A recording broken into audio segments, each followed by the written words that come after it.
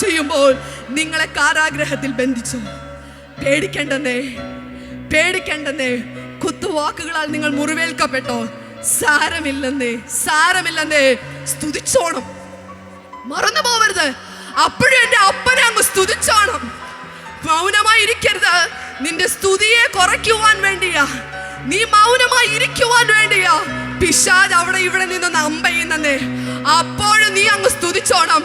വലിയ പ്രതീക്ഷകളൊന്നുമില്ല. നമുക്ക് ചിന്തിക്കാൻ കഴിയുന്നുണ്ടോ ആ ഒരു കാരാഗ്രഹം എങ്ങനെ തുറക്കുമെന്ന്, അതിന്റെ വാതിൽ എങ്ങനെ തുറക്കുമെന്ന്, ആ ആമം എങ്ങനെ തുറക്കുമെന്ന്?